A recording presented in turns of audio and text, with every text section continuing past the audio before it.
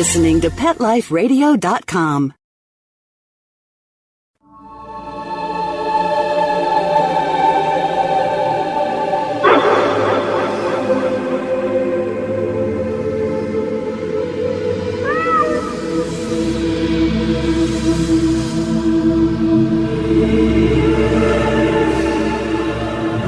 Hi, and welcome to Pet Life Radio. My name is Brent Atwater. I'm an animal communicator and the authority on animal life after death and pet reincarnation. Now, those across the pond call it Animal Crossing and going into the light. Wherever, pets are still in heaven. And what we're talking about today, and somebody says, what's heaven? We've got a show on that, so go down in the archives. We have a wonderful show on what's Rainbow Bridge and what people describe it and how they've seen it in their dreams.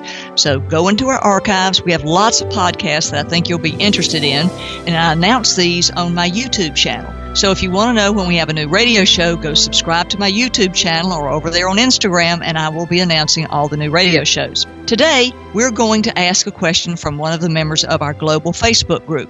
And for those who want to continue the conversation after our radio shows, go on over to our Facebook page. We have over 50,000 global members, and we're always talking about these radio shows and asking even more questions. And today, Kirsten had a really good question. She wanted to know, what are the tips on helping your other pets deal with the pet loss of one of their, quote, brothers or pet sisters or pet family? And a lot of people seem to think that their pets, really are suffering from that loss, and they feel a lot of sadness and there's a lot of guilt for the other pet. Well, first of all, we want to let you know that guilt is a human emotion. Pets don't have that. So don't assign, well, the other pet's guilty because Fluffy died. Don't assign guilt to Fluffy because Fluffy didn't die and it didn't make Sadie the cat sad. Those are assignments in your head. And one of the things about being sensitive to pet death is, yes, pets do grieve.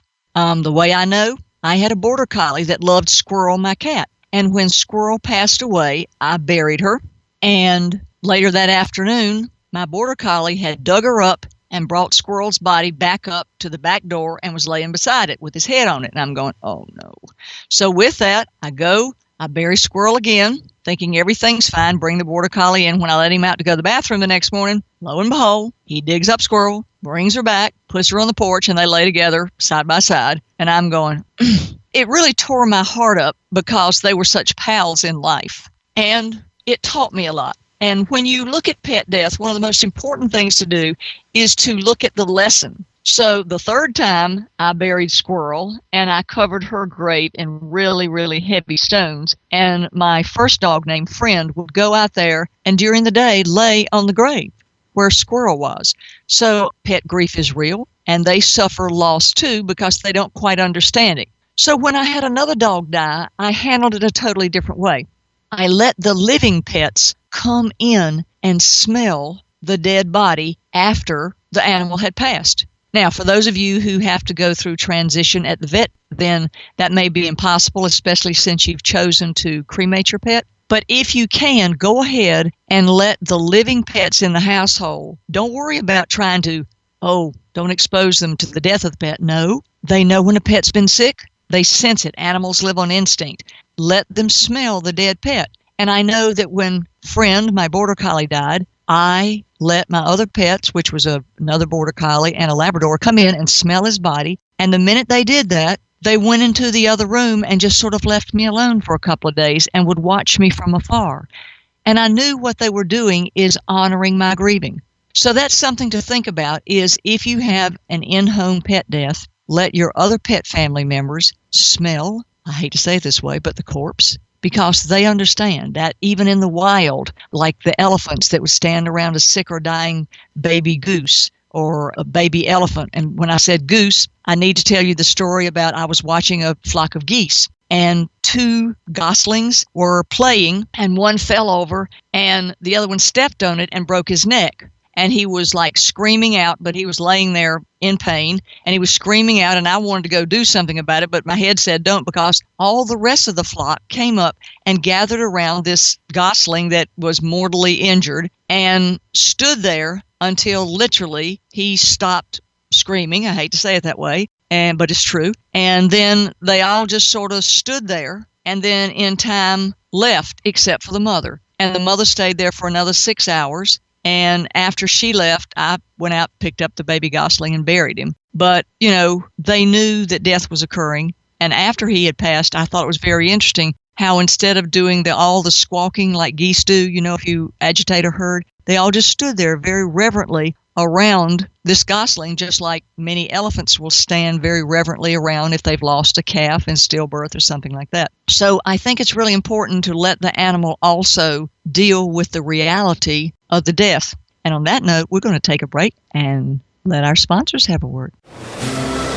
Sit. Stay. We'll be right back after a short pause. Well, 4 to be exact. Pet Life Radio, the #1 pet radio network on the planet, joins forces with iHeartRadio to put the power of your pets in your pocket. Awesome! Download the iHeartRadio app and rock Pet Life Radio on your phone, on your tablet, on your Xbox, in your car. Pet talk, pet tunes, and fun pet times. Pet Life Radio and iHeartRadio. Positively Possum. Petco, where the pets go. Petco, where the pets go. Pet Life Radio has tail-wagging, fur-flying, fabulous deals for our listeners from Petco. Get $6 off your order of $60 or more and up to 40% off the entire Petco site. That's right, but that's not all. Because you're a Pet Life Radio listener, you'll also get free shipping on your order of $49 or more. $6 off, up to 40% off, and free shipping from Pet Life Radio and Petco. To get these awesome deals, go to petcodeals.com. That's petcodeals.com. Petco, where the pets go. This year, Americans are expected to spend a jaw-dropping $36 billion on their pets. From lighted leashes to high-end spa products, the discriminating pet owner can find just about anything to pamper his or her pet. Hi, this is Michelle Fern. Join me every week for Best Bets for Pets, where we'll talk about the latest pet products and talk to the companies that make them. Best Bets for Pets, every week, only on PetLifeRadio.com. Let's talk pets. Let's talk pets On Pet Life Radio. Pet Life Radio. PetLifeRadio.com. It is so wonderful to have fabulous sponsors. And if you know somebody who would like to advertise on our show, have them call us. Have them call Mark at PetLifeRadio.com or write me, Brent, at PetLifeRadio.com, because a lot of people are interested in pet products for memorials. And we would welcome any of your suggestions, because what our job is on this show is to help expand awareness about and to our customer base. And one of the most interesting products I saw the other day, which someone sent me in our pet group, once again, go to our Facebook pet group. We have just fabulous members and all sorts of discussions and all sorts of contributions. There is a 3D photograph form. And this thing is so real. The lady who got it was Diane. She had a Italian Greyhound that passed, and she said, you have to see this memorial I created for my dog. And it is a 3D photo frame where you put the photo in the bottom of the frame, and they're rather expensive, but whoa, and it displays it as if it is a 3D live dog. I mean, it's really eerie. And if you'd like, it's in our Facebook group, so go on over there, put that up there to show them. But it literally shows a 3D image from your photograph of your pet. And it's interesting because sometimes it is so lifelike that pets who have been in the pet family will sort of stand and look at it. And they realize it's not real, but just like it sort of messed with my mind for a split second, that's how real it is. It'll sort of mess with your mind. Now, one of the things that people talk about is after pet death, other animals won't sleep in or get near the deceased pet's bed. Sometimes it's out of honoring the deceased pet, but a lot of times it's because the deceased pet's spirit, alive and well, is right there in that bed. So that's a whole nother conversation for another day, because remember, death is simply a transition from one fursuit form into another living energy form. And they can be sleeping in their bed every night, except in a living energy form and not a fursuit form. So if your pet is like avoiding an area on the sofa, we did a show where the pet would avoid the area on the sofa where the old cat used to sit. Well, it was because when I looked at it, there was the dead cat's spirit sitting up on the back of the sofa. And in another one, we were talking, and I said, "Oh, I see your dog's sleeping in his bed every night." And she said, "The one that just passed?" And I went, "Well, yeah, he's laying right there with his toys." She said, "I wondered how the toys got in there." That's another thing. You'll see a lot of times that pets who have deceased put their toys all over the room. And then you'll say, well, my pet's family is grieving the loss of, Fluffy again. And then all of a sudden, you'll see your pet family looking at a particular area of the room going, "What's over there?" Well, most likely it's Fluffy's living energy coming back to visit. Or sometimes you'll even see them playing with like an imaginary pet. Not imaginary. It's usually your deceased pet's living energy coming back to play. Now, another way to help assuage the loss, and this is just really something that is practical. Give your pets more love. Give them their favorite food. Give them extended, pet and playtime. Sometimes when you have 2 or more pets, you think, well, I'll go out and replace the pet that just passed. Sometimes I don't think that's a good idea. I had a pet that was 17, a pet that was 12, and one that was 6. And when the 17-year-old passed away, I thought, okay, I'll go get another one to add to the mix. And then all of a sudden I stopped and went, no, Remedy has always been second place, and I'm not going to do that to him anymore. Now it's time for him to be first place. And sometimes that's the way to do it. Change the order of go. Let the pet who's always been the middle pet now be the alpha pet, and pay it more attention and love it more and focus on it. And then you think, well, what's happening to the third one? Because, it's the littlest and it's like the third child. No, make sure they get attention also. And sometimes when the second pet dies, maybe it's time just to give your attention to the last pet. So that's just something for you to consider. You know it best in your own household. Some people like a passel of pets in their house, and therefore this solution does not work. Others like the idea of honoring each pet that has been in a group and letting, as they decease out of that group, the pets that are left become the center focal of attention.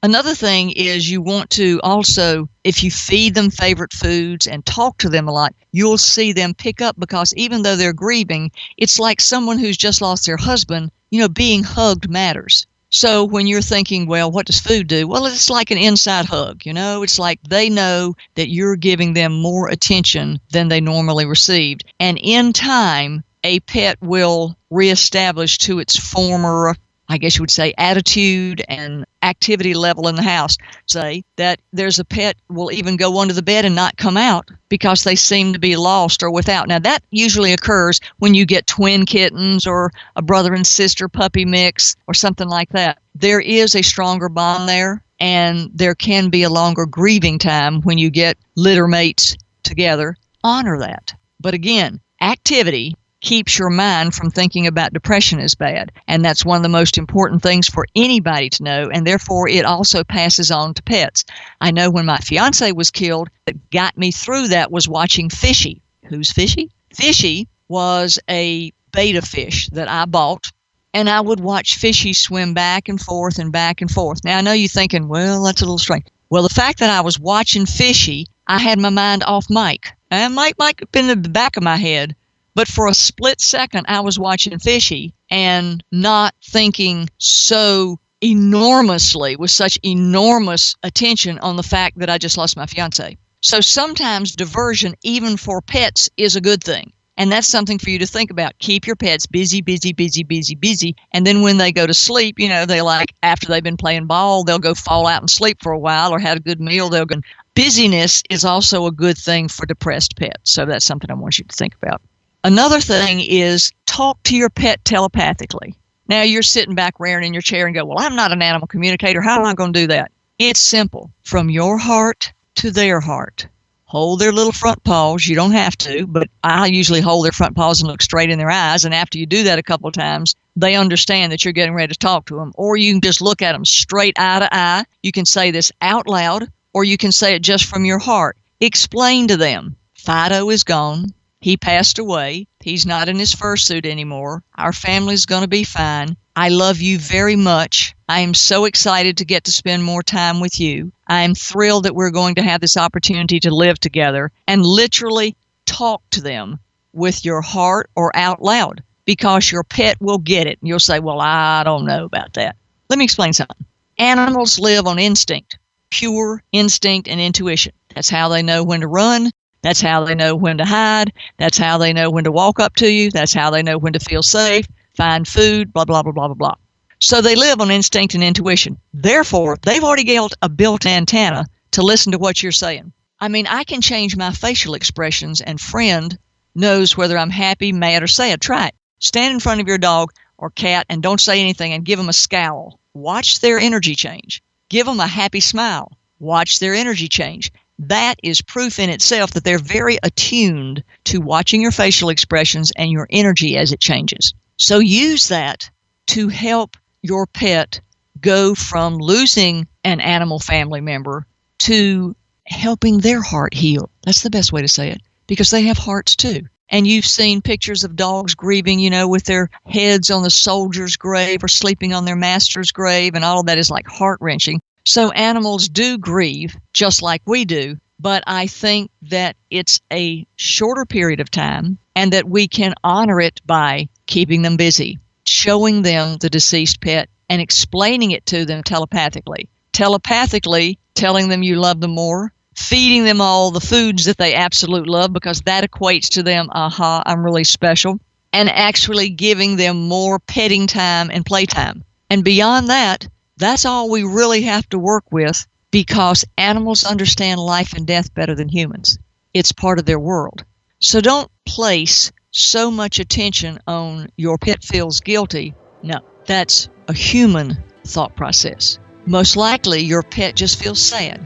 And for that, all you have to do is acknowledge it and address it and love them through it. And that's our show today, so I hope you'll stay tuned for more shows. Come visit us over on Facebook in our global group. Look at our YouTube videos. Hey, you want to see behind the scenes? We're on Instagram. My name again, Brent Atwater. I'm an animal communicator and the authority on animal life after death. And if you've got a question, email me at brent@petliferadio.com. I look forward to talking to you in the future, and stay tuned. We'll have lots more answers to help heal your heart. Let's Talk Pets, every week on demand, only on PetLifeRadio.com.